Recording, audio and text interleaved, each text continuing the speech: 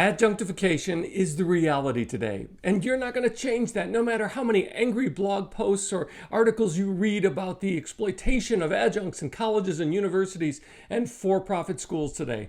By the way, I didn't make up the word adjunctification, but I kind of wish I did. Wrong. Where we have to go is Nividalea. That's a made-up word. All words are made up. And this is not about the money. This is not about adjuncts living on public assistance, making less than minimum wage in some regions. This is not about the permanent exploitation of adjuncts with Ph.D.s and terminal degrees. This is not going to be the answer to those problems. No, this is about how to get, keep, and enjoy teaching in the new reality of higher education as an adjunct, a temp, a part-timer, doing what you love to do, what you studied, and what you really want to do as part of your life. I'm James Callahan, and this is the Do-Over Show, where we find ways to do what we love doing in our life, even if we don't make our entire living from doing it. Hey, a little backstory for you. I found my way into higher education after dropping out of high school. And then when I started back up again, I loved it. And I did well at the writing and the studying that I just kept going for a bachelor's degree, a master's, and then a Ph.D. from a research university. Until they handed me my degree and said, "Have a nice life, get out of here." And I turned and said, "Can I do a second Ph.D.?" Hey, and then I found a tenure track job back when those things were a reality. And I worked teaching my courses, took extra courses for a little extra money, served on every committee, wrote books and published them, peer-reviewed journal articles, attended conferences, gave papers at regional and national events, and then decided that I wanted something more in my career. So I left my full-time tenure track job, had a good fight with the provost on the way out for good measure. It wasn't anything really terrible, but they were being jerks and I was being a jerk too. But I got a little paycheck and they bought 10 years of my silence so I wouldn't say bad things about them. But that's another story for another day. But right away, I found 2 different adjunct opportunities in the area while working another job, a different kind of job. And I decided that this was going to be the course of how I was going to use my higher education passion and experience and talents. And the rest is history, as they say, 20 plus years later. So here's my take on how to get adjunct work today, how to do well at it, and how to actually enjoy doing it. First, market yourself as the solution to the chair's problems in that department.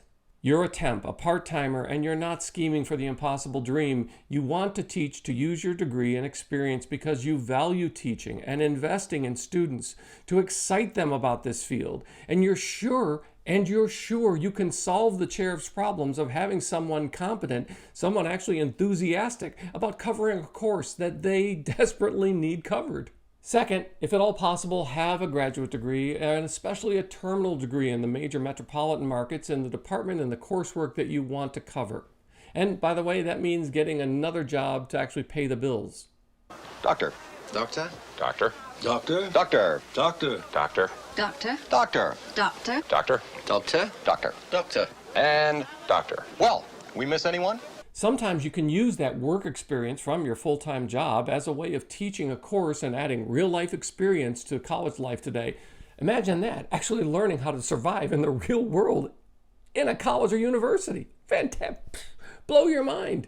I've done that in marketing and fundraising, even though my academic degree is in religious studies and history. And yes, higher ed is pumping out more PhDs and more graduate degrees today than ever. By some estimates, 10 times as many PhDs are produced each year as there are openings for tenure track jobs for PhDs. And that problem is not going to go away because that's how these grad schools make their money. You're not going to change that. They're not going to change that. So you got to find a way to find a spot in that crowded market. Third, it really does matter who you know. So if you have any connections at the college or university, use them. By the way, here's how you start. You send a note to the department chair, knowing what they have on their coursework, look at the required courses, the things that they offer multiple sections of, and say, hey, I'm able to cover one of those courses in a time slot that's convenient for both of us. And then a month later, you send the same note again. And then a month later, you send the same note again if you don't get a reply. Why? because they probably didn't see it, or they're just being ignorant, but which is a possibility, but they probably didn't see it.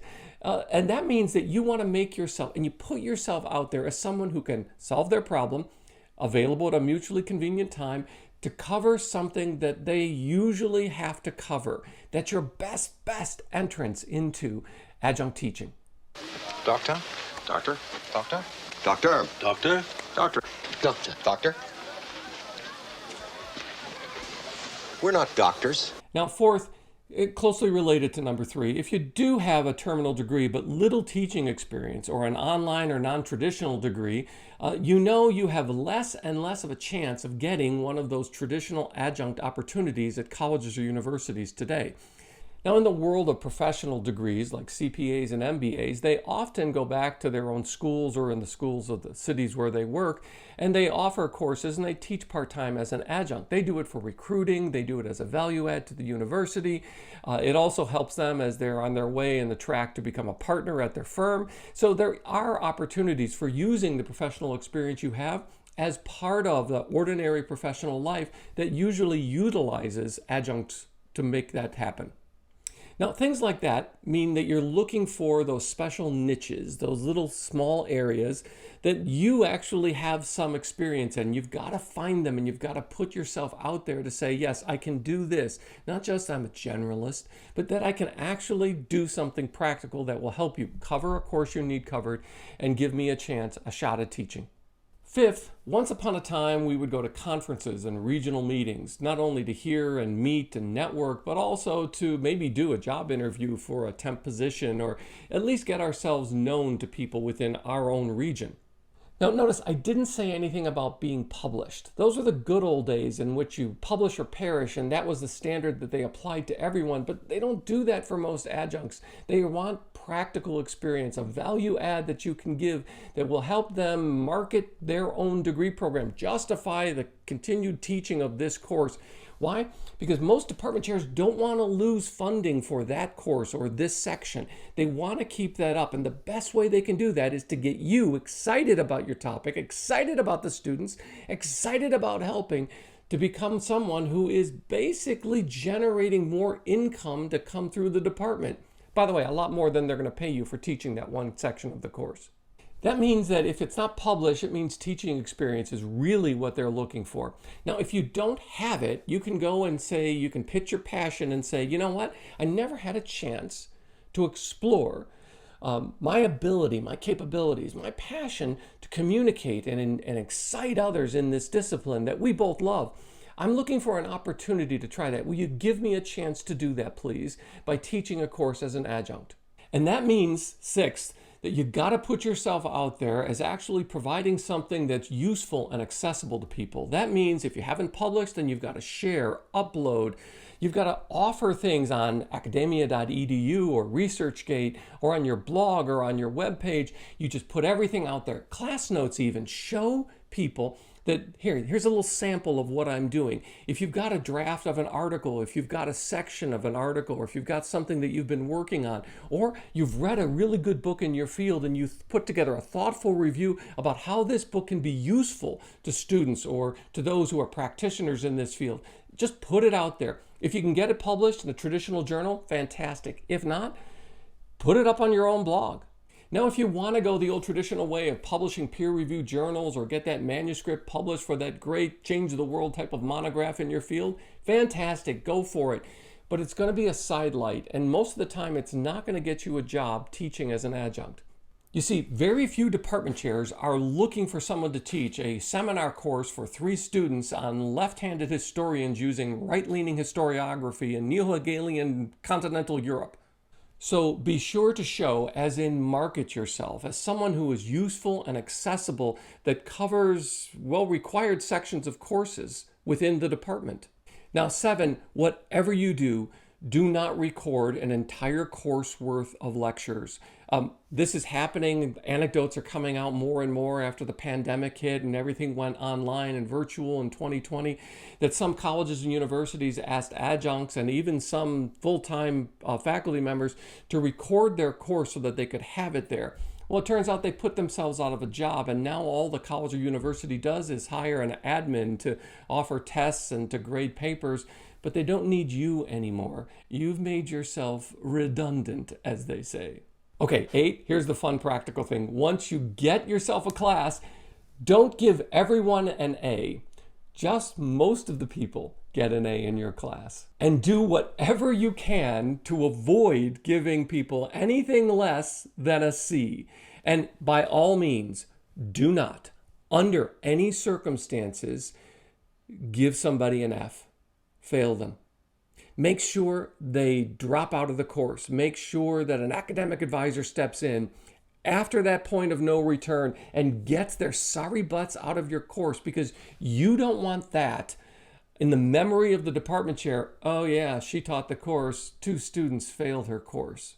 We lost 2 majors in our department, and I lost funding because she couldn't get it together to get those students at least a C in the course. Don't think it happens? It happens every single year. What you're trying to do is not to create problems. And it's not this idealistic, oh, they just don't understand how rigorous this discipline is. Find out what the grading expectations are within the department, because you know some STEM fields have very different grading expectations than history of basket weaving in the French literature department. So what you want to do is find out what really is expected of you and just give a little bit more generosity in your grading. You'll become more valuable to the department, and hey, it won't hurt you on your Rate My Professor feedback. Oh, and by the way, especially if you're teaching that required course as a prerequisite to another course, be upfront with the students and say, hey, look, I've got to teach to the test. I've got to teach to the discipline, because, you know, Professor so-and-so that you're going to take part 2 of this course from next semester, they're going to make sure that you know this and this and this, and you've got to do it. Show them that you're practically concerned with their success in their major, in their discipline, in their coursework. Hey, they'll like you for it. They'll love you for it, and you'll be able to survive because you have that sense of awareness, that self-awareness in the department of why you're there as an adjunct. The study of law is something new and unfamiliar to most of you, unlike any schooling you've ever been through before. At times, you may feel that you have found the correct answer. I assure you that this is a total delusion on your part. But I train your mind. You come in here with a skull full of mush. And that means number 9, stop the adversarial approach of traditional higher education, that you know it all and that they know nothing, and that it's a game to try to test them, and you're going to give them pop quizzes and you're going to make life difficult for them. Be as upfront and as transparent with them as you can. It's love, not war. More and more colleges and universities are beginning to treat students who put up a lot of the money that comes from the day-to-day revenue of a school as customers. And in some areas, customers are usually kind of always right. So you got to be able to do a good job serving that B2C experience. And number 10, don't use your adjunct opportunity, this adjunct once-in-a-lifetime opportunity, to do anything more than enjoy teaching a course. It's not a path to a tenure-track job, but it keeps you in the game. Hey, and I've put together a helpful video about good and bad stories of the adjunct life. You can check that out here to learn more. All you eager, nubile young minds on the very cusp of adulthood. And I shall be your consort, your guide, your chaperone. Am I admitting defeat? Are you admitting defeat if you say, I just want to be an adjunct, just give me a course and an opportunity to do what I love? Well, not really, unless you're hanging on to some outmoded 20, 30, 50-year-old idea that the tenure-track job and the tweed sport coat with the leather elbow patches and the old mahogany wood darkened libraries and the quiet of the library. Today, libraries are coffee shops, for goodness sakes. Now, if you're hanging on to those ideas, then yes, I'm admitting defeat. But that world doesn't exist anymore and hasn't existed for a long time. How do I know that? Because today, 70 to 75% of all courses taught in colleges and universities, nonprofit and for-profit schools, are taught by adjuncts, part-timers, and temps. That's the reality. Hey, you're not going to be the one to change the course of higher education and the economics and the production of graduate degrees and more Ph.Ds. But that doesn't mean that you can't have a role in the new world, the new reality of higher education, and do something that you actually love, that you have a passion for. Remember what it was like when you were in grad school and you got into the subject and you just loved studying it, getting deep into it, writing and researching and talking with others. I remember the camaraderie, the friendships, the relationships, all based on this common newfound love and passion for something that I knew would help other people as well as make my life richer. Remember those days? I do. I get to remember them every time I walk into a classroom, every time I've done it for the past 20 years as an adjunct, while I've done 3 or 4 other things to make my living. Keeping hold of that passion, that is the heart of higher education. And nobody, no board of trustees, no endowment fund, no underserviced underclass of adjunct life can ever take that away from you. But hey, if you just gotta fight those fights of the permanent underclass of adjunct life, fine, go for it and joust at windmills all your way to poverty and disappointment. Because nobody wants to hire somebody who's only in it to complain. They want to hire you because you can actually help them. You can make their students' lives better. You can make their life easier. And you can do the thing that you really want to do. You'll not only survive doing it this way, you might actually enjoy it. You might actually love it. Hey, and thanks for being part of the Do-Over Show, and be sure to tap the like button for a lowly adjunct like me because it really does help. And hey, while you're down there, how about you subscribe and ring the notifications bell so you don't miss an episode of the Do-Over Show every Monday and Friday. I'm so glad you found me, and I found you. Thanks.